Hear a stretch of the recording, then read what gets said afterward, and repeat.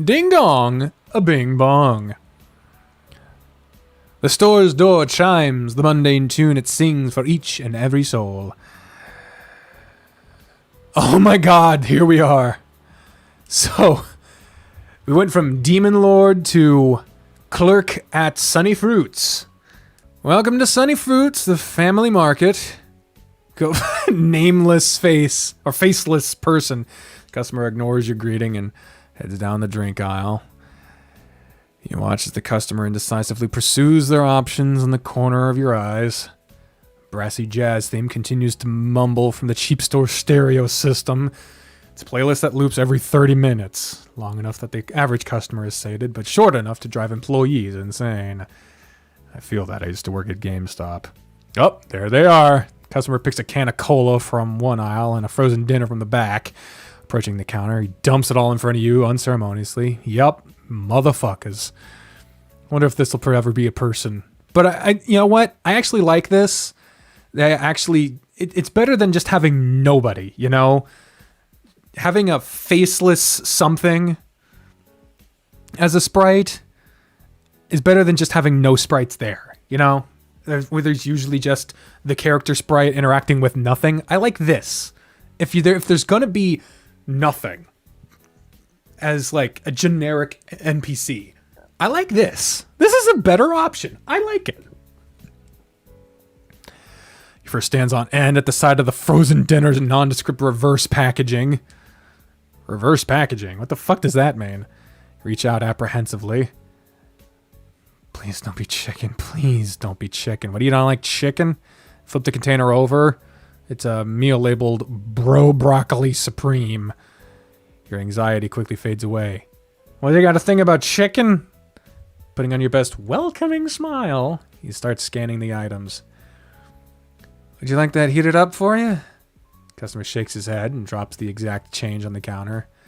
Just the receipt printer begins to whir. He's left the store, items in hand. Rip, crunch, thud. You visibly slump as you tear off and dispose of the useless receipt.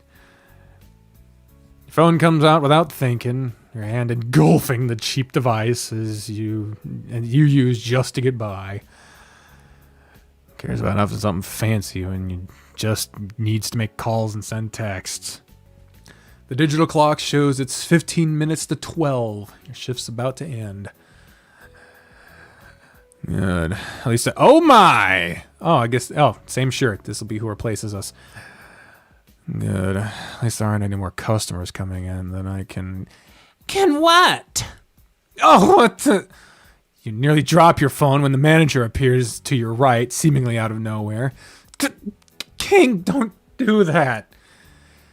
While backing away from your manager's sleepy stare. That's a sleepy stare? They seem fully alert. I like that they look like a cupcake. It's cute. You stuff your phone back into your pants. What? It's not my fault you weren't paying attention to me standing next to you. Fuck, hell. The slim alpaca puts his hands on his hips and smiles warmly at you. He says that. He's a sneaky bugger. He's snuck up on you so many times, you know no amount of complaining will stop him, so you leave it be. Maybe there really is something wrong with you. I was thinking, that's all. Was it the last frozen chicken dinner? Oh, it's because he wanted the chicken dinner. He wanted the chicken, so he was like, please don't take the chicken. I see. Was that the last frozen chicken dinner? Nailed it. King's got a killer gut instinct. You can't help but admire him for it. He notices things about people more easily than the other mortals you've met. His natural talent is surely why he's earned the rank as manager at this convenience store. But that keen eye will only bring you misfortune if he sees what you really are. You smile sheepishly back at him. How do you eat those things every day? There's enough calories in them to feed 2 people. It's cheap and filling. What else? Well, forget it for today. Here, I made you lunch. King, I can't. I insist. Don't make me waste food. You can't work if you're not eating, right? He looks at you with pleading eyes and a wry smile. You relent, smiling back at King. What the fuck? Oh. The alert box is so loud. Thank you. Another hour free. Oh, thank you. Okay, if you insist, but let me buy the drinks. Lemon iced tea good for you? You got it, big boy. Big boy. Oh, boy. By the way, you might want to pick something with less caffeine in it. He winks at you. Aw. Sunny Fruits. Sunny Fruits. Sunny Fruits, the friendliest family mart in town. Rain or shine, will be there to serve you with a smile. None of that rhymes. It's the franchise jingle that I had to learn on my first day of the job. Sunny Fruits is a rising franchise in this part of the country. According to the employee handbook, the business person who started this franchise started with just a fruit stand by the streets. Then they came into a great fortune one day and decided to go into the convenience store industry. Well, that's nice. Yeah, he's a cupcake. So cute. He winks at you. I'll meet you outside after I hand over the pay bag to Team B. The alpaca walks back to the break room with a skip in his steps. So nice. Shaking your head, you walk over to the drink aisle. Yep, he called you out again. He knows you haven't been sleeping much lately after you bought that new MMO expansion pack. And yes, you did pump half of your last paycheck into a level skip for your main class. It's a blessing he's offering you lunch. The members of Team B arrive and, yep, there they are again. Again, I would prefer these faceless NPC sprites to nobody. A brother-sister pair that greets you with a warm hello. You meekly nod in response and quickly regret why you didn't say hello back to them. Aw, it's totally awkward. King talks to the brother about the day's money bag handover while you head to the back to pack your things. That is literally a 7-Eleven. I can see why one of the Patreon goals is to get a background artist. Or was it a CG artist or a background artist? I don't remember. But anyway, the Patreon link for this game is in the description down below if you want to play it yourself. It's free, but you can donate to the game if you would like. Imagine talking to thin air rather than a sprite. You walk outside for King to finish conversing with the siblings. Good weather for drying clothes today. The warm afternoon breeze blows against your mane, wafting the scent of different cooked foods from the plethora of restaurants in front of the convenience store. Your stomach growls audibly. Kept you waiting, huh? Sorry. I always think back to that Solid Snake reveal for Brawl, that was. Kept you waiting, huh? The alpaca paces over to you. So, where are we having lunch? The usual spot? Usual spot it is, then. Lead the way. Both you walk side by side through the semi-busy street. Oh, yes. We are in Japan by the looks of it. I recognize some of these characters. This is a Japanese street. The daily workforce are out for their lunch. They walk by without so much as a glance at you both. You pull out your phone. The screen is cracked at the bottom right corner, a memento of its previous owner. You're still using that phone? Yeah, it works. I thought you'd have enough saved for a new one already. I could have, but just feels right to keep this one. Makes me think I should have given you a better phone. With your college fees, it's fine. This is the best one you can afford. True. So, how are things back in the shop? The brother looked like he had much to say. Brother?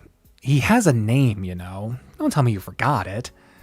The only names I need to know are yours and the other NPCs in my game. With that kind of attitude, how do you expect to be a manager someday? Never said I wanted to be a manager. Now come on, his name, I want to say Michael? It's Mike, and he's doing well. He and his sister Anna... The alpaca leans in close to your face and raises his voice to emphasize her name. They really appreciate us taking their shifts so they can take care of their sick grandma. Is she getting better? They say your health is improving, and as a show of thanks, if we ever need them to cover our shifts, they'll do it, no questions asked. Great. Then we can have them take one of our day shifts so we can have an all-night game session like last time. Divine Destiny 14? Hell yeah! It's been a month since I even touched it. I've been swamped with classes. Did you see the video I sent on how to take down the Underworld Overlord boss? I skimmed through it.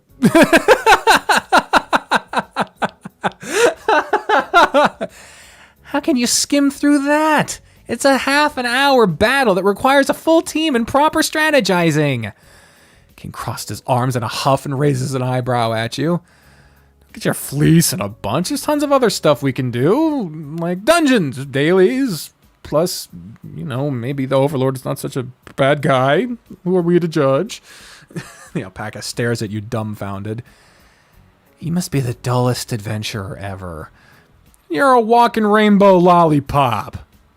Honey, you wish you could have a lick like this. Why do you wish you could have a lick of this? Ooh, that is perfect, sass. Perfect. Oh, with the turn and everything. Yeah! I can't believe I just did that. Nice Final Fantasy reference. Yes. He flicks his brightly colored pompadour and bats his long, lush lashes at you. I'll lick your fleece back to its natural color. He slaps you lightly on the shoulder and you both burst out into laughter. You both continue walking to the park and through the winding roads that have come to define this town. God damn it. Even though you've been here for over a year, you can get lost when you need to go somewhere you've rarely seen. Your experience is a testament to the legends about how the town was built based on a maze-like structure to confuse demons and evil spirits from finding their victims. Makes it hard for a demon like yourself to find a public restroom. After 20 minutes of turning from one street to the next, you both reach an intersection across from the park. Oh crap, it's those guys.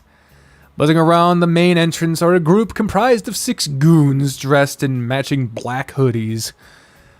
They're peddling pamphlets and asking people passing by to sign some petition. We should go around, take the side entrance. But our spot is closest to the main entrance. I know, but that group always gives me a bad feeling. Maybe it's best if we avoid them. Dots? Fine. Let's go.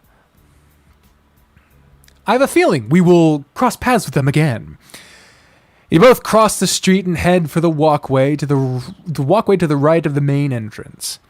Make it a beeline. You slip through unnoticed by the group guarding the gate. The stealth game has begun. The side entrance to the park is within your view. This is it. We're almost there. Then a pair of hooded figures step out from the entrance and halt your way.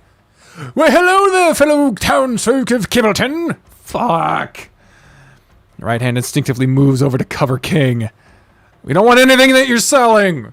But we're not selling anything. In fact, we're giving away a great opportunity to find happiness. A chance to be free. A chance to take control of your own destiny. Sure, thank you. I'm fine with my own destiny. Now, please move aside. Your tone is harsh, but these two aren't taking the hint. They continue staring at you with glazed eyes. Oh, God. Oh, new potential members, come, you must read our teacher's wise words on how to live a longer, more prosperous life. Membership is open. Learn the secrets of overcoming death. Three more of them emerge from the park entrance and surround you both. Herbert! Oh, God! They took him! Jesus! They invade your personal space and basically stampede towards you both. The 3 new hooded members managed to split you and King apart. He's dragged a few steps away and they corner him against the wall. Listen, you must have family or friends you care about, right? Don't you want to protect them? Don't you know people are dying faster than ever before? You don't know when a cold hands of death will be knocking on your doorstep, but we do. The great teacher knows all. All you have to do is join us. Wait. You raise your hands up, trying to get them to stop. Fulfill your purpose in life. Join the Dawn Seekers, and you'll be set for life. But our teacher knows the way, but he can save you. He can save all of us. With every word, you feel yourself getting pushed back into a corner. You don't want to spend an eternity in hell, do you? They step closer. Save your soul. This is your only chance. And closer. New members get a brand new air fryer. An air fryer that comes in 5 different color options. Embrace destiny and a healthier lifestyle. The voices seem to crescendo as they go on and on about their group. You're trapped. You struggle to think of as every thought is cut off as the continuous chatter. Cults are nothing new. Dozens of them arrive in the underworld on a daily basis. Though meeting them in real life is more annoying. Cultists, cults, yeah.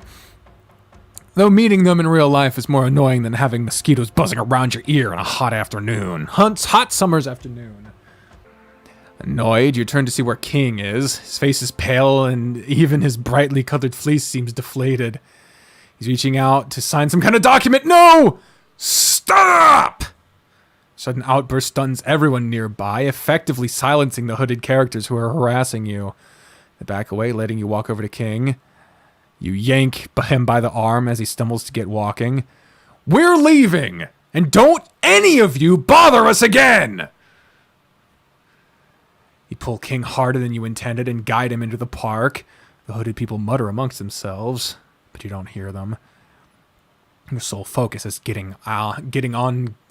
sole focus is on getting to your spot. You reach the bench you're looking for, a single seat facing the park's man-made river. The branches of the tall trees huddle together to shade the bench from the sun's rays. Sitting on the park bench, you drape your arms of the backrest and pant exhaustedly. Wow, you're really out of shape if you're tired from walking. If you're that tired from walking. King bends over the bench while trying to catch his breath. We weren't walking. You cough. A sprint. King chuckles heartedly and sits next to you. You got the drinks? Yeah, in my bag. Help yourself. Point to the black backpack next to your leg. Grabs the bag and pulls out 2 bottles of lemon iced tea. Here. You take a bottle from King and down the reinvigorating tea in one big gulp. Slumping back against the bench, you let out a loud gasp as you pull the bottle away from your mouth. I can't believe they just ganged up on us like that. Someone should do something about them. Like who? The police? Shouldn't they be handling these kinds of cases? Well, I'm making a report. You know it won't work. King pulls out his phone and calls someone. Hello? Yes, hi. This is King Domeric. I would like to make a report. Yeah, some group in black hoods at the park tried to harass me into joining them. I think they're a cult. What do you mean this isn't a job for the police? They're harassing people on the streets. No, they're not hurting anyone.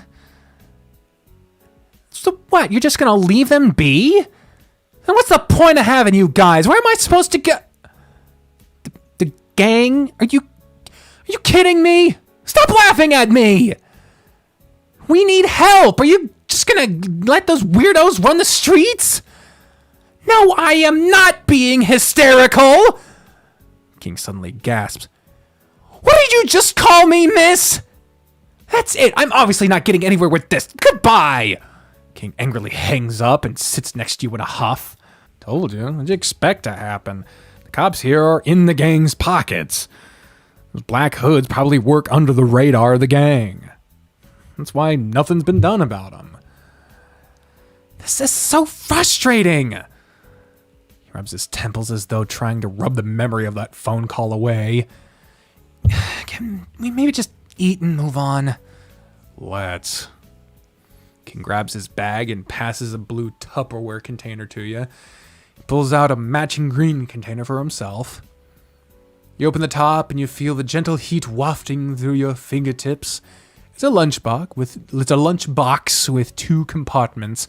One side has a bed of rice and the other has an assortment of fried chicken on a bed of fresh, crisp salad. Ooh, my, that's so nice.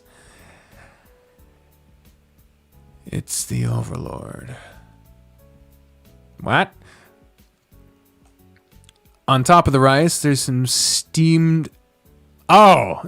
On the top of the rice, there are some steamed mustard greens and cut carrots arranged in the shape of the Divine Destiny for 14. Oh, I'm boss! Oh, that's so nice. King leans over to look at the lunchbox. Thank God it all stayed in place while we were running.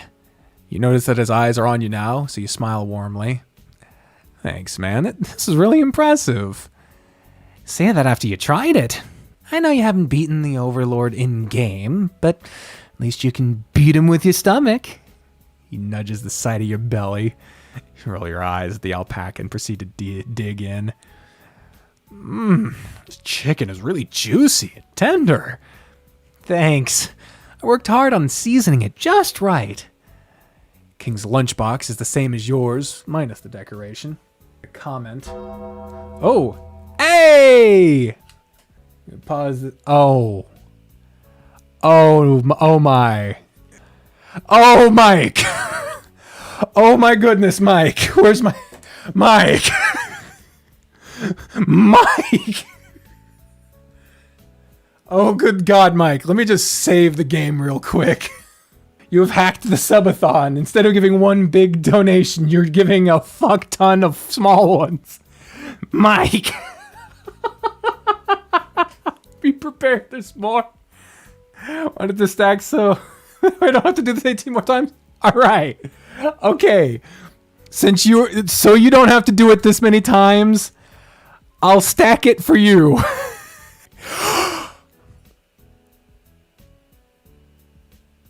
Mike! Mike! Mike! What does that even add up to? Mike! Mike! Mike! Mike! Mike! Mike! Mike! Mike! Mike! What does that even add up to? Fucking... Thank you. I need to say that at some point instead of just repeating your fucking name. Mike! Holy shit! 6 hours. 22 donations in total. Holy shit, dude. Holy fuck. Roughly 6. I'm gonna need an exact amount. I don't want to cheat you out of a single minute. 7 hours and 72 minutes. That's the new time. 7 hours and 22 minutes and 49 seconds. Start. Well, we're definitely gonna be reading the majority of this game. Unless the chapters are really long. Fuck. My face hurts. Trade you my carrot for a piece of chicken. What? No, I put those there for you. Plus, mine's actually tofu. It's not chicken. Weakling. The branches sway and rustle as you fill your stomach with the Overlord King prepared. So damn sweet. After the meal, you both leave the park when the coast is clear. Oh, Joanal. King! Hey, King's got a thing. King's my friend, and I'm forever indebted to him for helping me rebuild my life after the event. He's sweet, has a talent for cooking, and cares a whole lot. He's arguably the nicest soul I've ever met. Even after I found my own place, he still checks up on me, and I appreciate that. I wish I could repay him somehow for all his generosity. Can't imagine what would have happened if I didn't run into him that day. ... Aww. I ship them. By the time you part ways with King, the sun has begun to set. With nothing better to do around town, you return to your apartment. Apartment. Your apartment building is tucked in a faraway corner of town, as though it wished no one would find it. An odd dissonance fills you whenever you return to this part of town. In contrast to the rest of town, this place is devoid of businesses, or life for that matter. A dead end is one way to put it. Not that you're complaining. You walk up the flight of stairs to the first floor, where your room is. The screeching of a singing contest on the TV from the room below accompanies your climb. A typical apartment owner. An elderly man of few words. He's content as long as you pay your rent on time and don't stir up any trouble. Your key fits into the doorknob and you enter your room. Honey, I'm home. The silence of your mildly furnished apartment welcomes you back. Your current living arrangements are a far cry from what you had back in the underworld. The current unit you live in has the very basic accommodations. One living room that doubles as your bedroom and dining room. One washroom with a shower head that only sprays cold water. A washing machine and a toilet next to it. And there's the tight-spaced kitchen that just barely accommodates you, and the relic of a refrigerator. And yet, this is all you could ever ask for. Dropping your bag on the floor, you walk over to the beanbag in front of the TV to start up your console. I should probably do my laundry while I shower later, but first, let's squeeze in one round of dailies. That's the last you think of your laundry, or chores for that matter, for the rest of the day. Aww. Back in the underworld. The surly sight of an underworld overtaken. Let's see how the world looks now. A portal tears open within the break room of the demon generals. Fortis stumbles out of the portal with shaky steps drained of energy. Props himself up against the nearby doorframe in defiance of the gravity pushing himself toward the floor. The weight of 3 months of non-stop work has visibly chipped away at the demon's strength. But he steadies himself. He slaps himself. He slaps himself again. Together! Come on, if you're down, the staff won't work. Got to keep the energy up.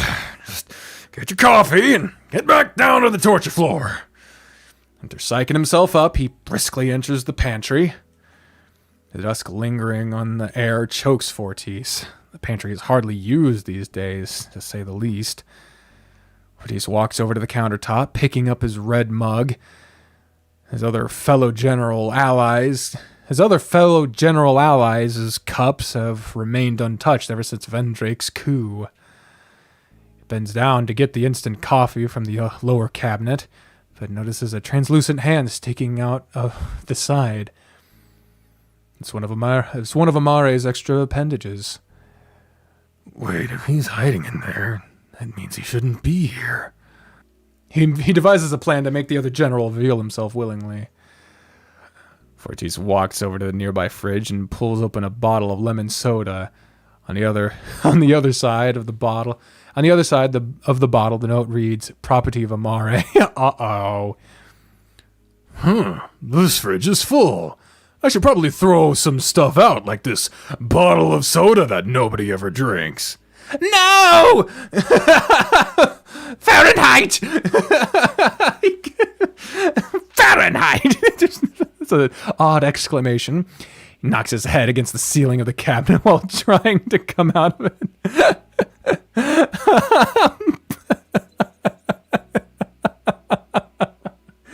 It's such a fast fucking smack against the cabinet. Pulling himself up, he walks over to Fortis, one of his extra hands rubbing his head to soothe the pain. Amare snatches the bottle from Fortis and hisses at him. Can't you see whose name is on the bottle? Oh, calm down there, kitty. I was just joking. The cat demon faces Fortis, a scowl still plastered on his face. What are you doing down there? Looking for inspiration for the new projects Vendrake has you working on? Amari scoffs. As if. I just needed some place where Vendrake's goons can't find me. They keep hovering over me while I work. How'd you get here? Easy. I painted my face on a sack of bolts and played a tape of me knocking metal. You're kidding. Amari raises an eyebrow at Fortis. Oh, well, you better get back soon. They'll cause trouble again if they find out you're missing. Not until I come up with some new idea to take Vendrake down. Fortis lets out an exhausted sigh. This isn't the first time the scientist has been plotting against their new leader. Somehow, just knowing that Amari is still adamant about fighting back stings Fortis' heart.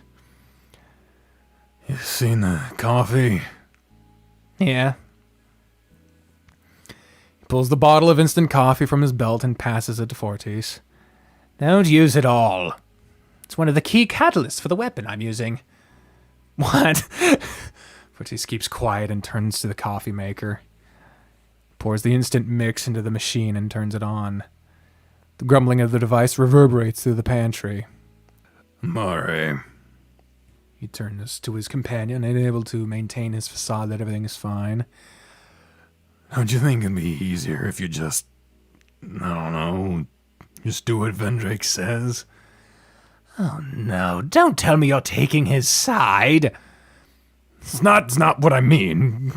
Didn't forget what happened last time you tried to launch your rebellion against Vendrake, did you? Don't you dare accuse me of forgetting. I watched every demon that went through his new re-education program. Their lives got sucked out of their eyeballs because of those non-stop reruns of the HR retraining. Jesus Christ, HR training video. By the end, they were practically empty husks of themselves. Then why are you still doing this? Because I'm doing what's right. Herbert is out there, and he's the Demon Lord, not Vendrake. We need to fight back, or he'll turn this whole company into a new hell for demons. You're supposed to be helping me. But he's clenched his fist. Amari's questioning begins to fade as the sound of his poor pounding heart is all that reaches his ears. He quivers during his response. I can't. I'm sorry. I can't. A bit of shame in Fortis' heart stops him from going after his friend. He stands alone, a shadow of the proud demon he once was. Damn.